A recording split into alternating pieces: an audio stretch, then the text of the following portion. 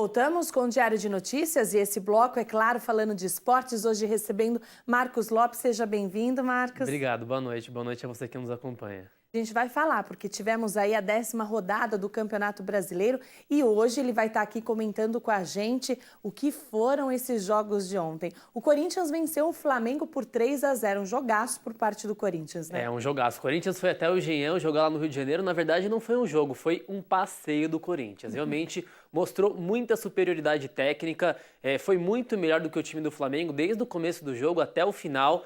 E os dois primeiros gols do Corinthians saíram no primeiro tempo, duas bobeadas ali do Flamengo. A primeira com o Botinelli, o Douglas que entrou no lugar do Alex que saiu realmente do Corinthians, foi para o Catar jogar no futebol do Catar, no time Al Garrafa. Alex não tá mais. O Douglas ontem foi a primeira vez que foi o titular do time principal do Corinthians e realmente jogou muito bem. O primeiro gol foi feito por ele após roubar a bola do Botinelli. O Douglas deu aquele pique, um pique realmente que não se esperava do Douglas. Tá em uma ótima forma física, já deu para ver desse pique que ele deu. Conseguiu chutar na saída do goleiro Paulo Vitor, fez o primeiro gol. Depois, outra bobeada, dessa vez do Renato Abreu. O Renato Abreu tirou a bola ali do Romarinho, só que em vez de chutar a bola para fora, fazer alguma coisa com a bola, ele deu de calcanhar, deu a bola açucarada ali pro Douglas. O Douglas chegou chutando de esquerda, realmente um balaço, um golaço do Douglas, 2 gols no jogo e o Corinthians foi pro primeiro tempo com 2-0 no placar. No segundo tempo, todo mundo esperava, até mesmo o Joel Santana falou, ou o Flamengo empata e vira, ou então o Corinthians faz 3 ou 4 ou 5-0. Realmente foi isso que aconteceu, foi a segunda opção. O Corinthians voltou muito bem, continuou marcando em cima, marcou o Flamengo lá no ataque, o Flamengo não estava muito bem no jogo, continuou no segundo tempo muito ruim. O Joel Santana tirou o Botinelli, o Renato Abreu, que estava ali na armação do time, realmente também não conseguiu. Ibson também não. Wagner Love nem se viu no jogo. Realmente Cadê também... Wagner Love, né? Cadê o Wagner Love? Também jogou muito mal, Wagner Love. O Flamengo inteiro, como um todo, jogou muito mal. E aí no segundo tempo, era só mesmo questão de tempo para o Corinthians fazer 3, fazer mais gols. Não fez mais gols, fez somente mais um. O Danilo recebeu uma bola ali do Romarinho, foi uma jogada muito linda em que o Douglas deu um passe muito bonito para o Romarinho. Romarinho jogou para o Danilo ali na esquerda e o Danilo deu de primeiro, a bola realmente muito forte, um bolão ali que o Danilo chutou. 3-0, ainda teve um pênalti em cima do Emerson Sheik, que o próprio Emerson Sheik bateu, não bateu muito bem. Na verdade, o cobrador oficial do Corinthians é o Chicão que costuma cobrar todos os pênaltis do Corinthians, não cobrou de ontem, não sei o porquê. Estava no campo, mas não cobrou. Quem cobrou foi o Sheik, talvez porque estava ganhando, talvez até mesmo porque o Sheik que sofreu esse pênalti, ele cobrou mal. Paulo Vitor defendeu, era para ser 4, poderia ser mais ainda, porque realmente o Corinthians foi muito melhor. O Flamengo quase não chegou no gol, às vezes que chegou foi em bola lançada, o Cássio muito bem saindo ali. Realmente o Flamengo tá muito mal, é o que todo mundo diz, né, que reflete no campo o que realmente o Flamengo tá na questão administrativa ali do clube, realmente tá muito mal e também tá mal dentro de campo. Pode ser, alguns cogitam que o Riquelme venha para o Flamengo, as negociações estão aí, dizem que estão avançadas, faltam alguns detalhes para serem fechados em questões de comissionamento, para os empresários, para os clubes que estão participando dessa negociação, mas aí pode ser que nesses próximos dias, amanhã fecha essa janela de ter jogadores de fora que venham para o Brasil, até amanhã pode ser que Riquelme seja a nova contratação aí do Flamengo. Será? É uma ótima contratação, não sei. Não sei como estão as negociações. Realmente o Riquelme é um jogador muito sério, um jogador que estava no Boca Juniors, fez ótimas temporadas no Boca Juniors. Mas que ultimamente não estava dando muito resultado, né? Já visto o último jogo, né? O último jogo contra o Corinthians realmente foi muito mal, mas o Boca Juniors a gente pode dizer que chegou até a final por causa do Riquelme, com certeza. Riquelme ainda é um ótimo jogador, é um jogador veterano, mas ainda é um ótimo jogador ali no meio-campo, faz muito ali pro time. No Flamengo a gente tem que ver, né? Porque tem aquela questão administrativa do Flamengo que não é das melhores, tem a questão disciplinar dos jogadores, mas aí o Riquelme chegando realmente vai ser um up para o Flamengo e principalmente para o futebol brasileiro, que já tem Seedorf, que tem Forlan, que vai ter nesse ano aqui Seedorf e Forlan, vai ter, pode ser que tenha também Riquelme, vai ser um up com certeza para o futebol brasileiro. Qual a posição que ficou o Corinthians agora, depois dessa vitória contra o Flamengo? Corinthians está em 13º, foi a terceira vitória nesse campeonato, está em 13º, conseguiu fugir ali da zona da degola. Agora, eu acho que daqui para frente o Corinthians vai brigar, acredito que briga até mesmo pelo título. Ainda é um pouco cedo para a gente falar sobre o título, porque está muito atrás dos líderes. Muita coisa também muda, né, da metade do torneio para frente, Com né? certeza. A gente está apenas na 10ª rodada do campeonato. Não dá para a gente prever muita coisa, mas o Corinthians, com o elenco que tem, se não pensar muito no Mundial, não ficar focado no Mundial, ainda mais agora com as chegadas de Martínez, com a chegada do Guerreiro, realmente pode ser que o Corinthians consiga brigar até mesmo pelo título desse Campeonato Brasileiro, com certeza. É só fazer o que o Santos não fez no ano passado, porque o Santos também focou e acabou perdendo, né? Exatamente. O Santos ele não foi muito bem no Campeonato Brasileiro, exatamente porque estava com a cabeça lá no Japão, estava com a cabeça na Copa Mundial de Clubes, e aí chegou no Mundial e tomou 4-0 do Barcelona, deixou o brasileiro pro Campeonato Mundial e não ganhou nenhum dos dois. E falando em Santos, ele jogou contra o Botafogo e só ficaram no empate de 0-0.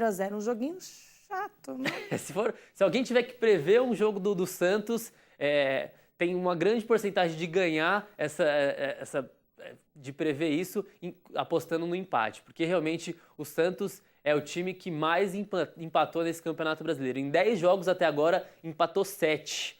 Ontem, outro empate, esse dentro de casa. O Santos realmente não está com cara de um time completo, de um time formado. Edu Dracena, que voltou ao time ontem, se machucou, renovou até 2015 com o Santos, se machucou, pode ser desfalque para as próximas rodadas aí do Campeonato Brasileiro. Não tem Rafael, não tem Ganso, não tem Neymar, que estão na seleção brasileira. Realmente o Santos está muito mal nesse Campeonato Brasileiro, empatou mais uma, dessa vez com o Botafogo. E o São Paulo perdeu para o Vasco por 1-0 em casa. Que feio, não? Que feio, o São Paulo realmente está muito mal nesse campeonato. Agora, com a troca do técnico, ontem foi a segunda partida do Ney Franco. Ontem que foi aí todos os jogos, quase todos os jogos, né? Rio de Janeiro contra São Paulo.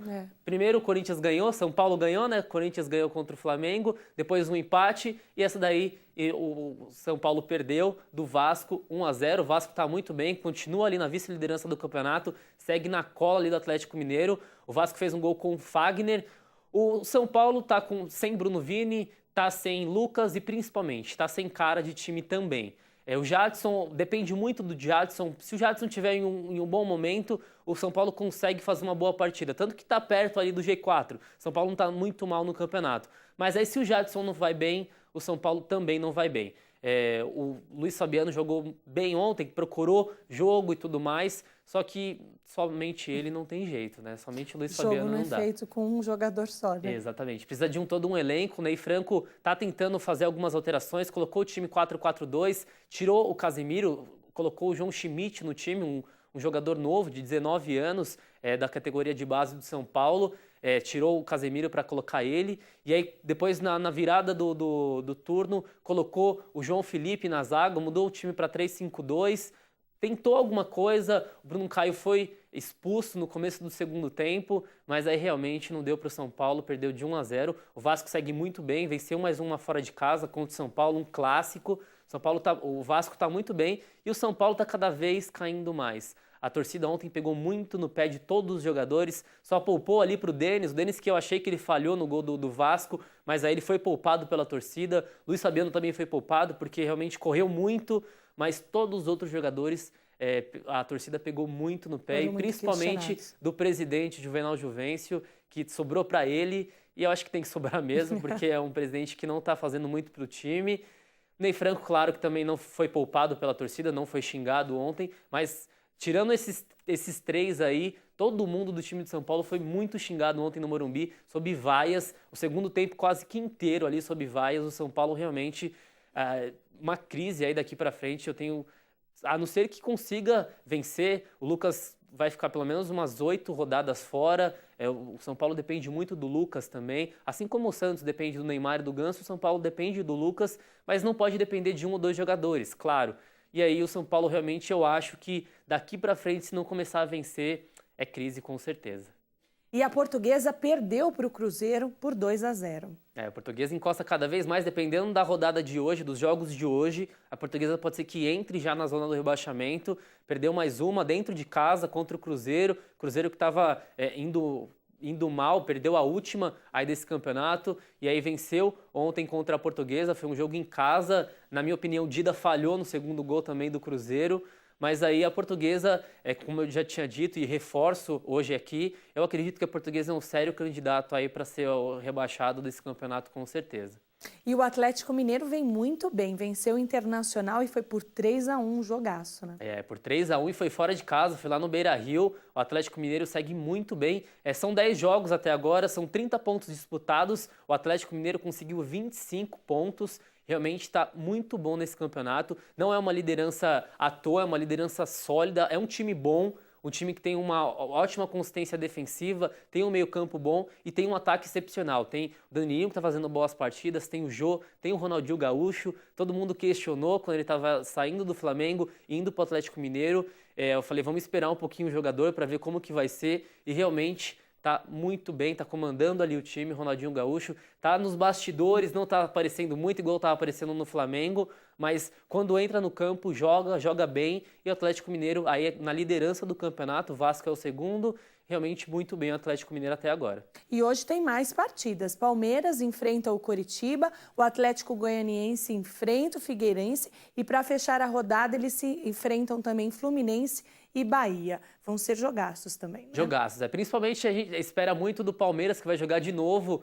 contra o Curitiba lá no Couto Pereira, lá no Paraná. Palmeiras que vem dessa vez com muitos desfalques, vem sem Marcos Assunção, vem sem a dupla de zaga, vem sem Barcos e Valdívia, vem sem muitos jogadores. Mas em compensação, no banco de reservas tem o Bina, foi já relacionado para o jogo de hoje, já foi inscrito no BID, que é o bilhete informativo da CBF. Realmente pode ser que estreie hoje. Eu acho que o Felipão coloca ele principalmente no segundo tempo ali. Na frente vai jogar Mazinho e Betinho, que pegaram ali o time e pegaram realmente a confiança do Felipão e da torcida do Palmeiras. Betinho e Mazinho jogam, Obina no banco de reservas, mas eu acho que o Obina já estreia hoje sim. Palmeiras eu acho que não vence lá do Curitiba hoje, lá no Couto Pereira. Mas eu também previ que achei que o Palmeiras não ia conseguir ser campeão, não ia conseguir pelo menos arrancar um empate lá, arrancou um empate. O Palmeiras realmente não é um time com ótimas estrelas, não é um time muito bom, mas é um time muito postado taticamente. É um time que a gente não pode contestar, não, é um time bom. E agora a gente vai falar de seleção brasileira. Antes das Olimpíadas, a seleção brasileira enfrenta a Grã-Bretanha na Inglaterra no último amistoso que acontece na próxima sexta-feira, às 15h45 da tarde, pelo horário de Brasília. O que a gente pode esperar desse jogo? O jogo vai ser amanhã contra a Grã-Bretanha, vai ser uma semana antes de começar as Olimpíadas. A gente espera aí que o Mano Menezes firme o time titular no jogo de amanhã, no amistoso que vai ser contra a Grã-Bretanha. A gente já sabe que o Lucas realmente vai ficar como reserva, o Hulk vai vir no time, junto com o Neymar, Leandro Damião ali no meio. O Ganso provavelmente também vai como reserva para essas Olimpíadas. Oscar acho que pegou ali o lugar dele no time titular. Ganso fica na reserva e a gente tem que verificar como que vai ser o time como um todo. A gente tem mais ou menos a base de como será, mas aí pode ser que o Mano Menezes consiga descobrir algum outro jogador que fique como titular.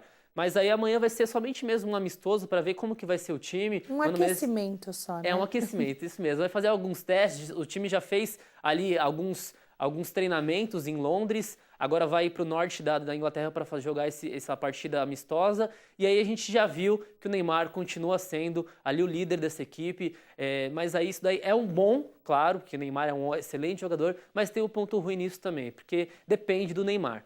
O Santos depende do Neymar e a seleção brasileira também. Se o Neymar não for bem, eu tenho certeza que a seleção brasileira não vai também bem nos jogos dessas Olimpíadas. E aí, se o Neymar estiver muito bom, pode ser que consiga o ouro, consiga realmente ouro inédito para o Brasil. A gente vai depender muito do Neymar. Claro, tem o Oscar também, que é um ótimo jogador, que joga ali no meio. Eu colocaria o Oscar e o Ganso juntos. Não sei, eu acho que seria ótimo colocar ali no meio, ia dar muita mais consistência no meio de campo. O Hulk acho que ficaria de reserva, colocaria Leandro Damião e colocaria Neymar ali na frente. No meio campo colocaria os dois juntos, Oscar e Ganso, pelo menos para testar, para verificar como que vai ser o time jogando assim. Mas eu acho que o Mano Menezes não vai colocar não, vai colocar os três na frente e o Oscar fica como meio campo mesmo.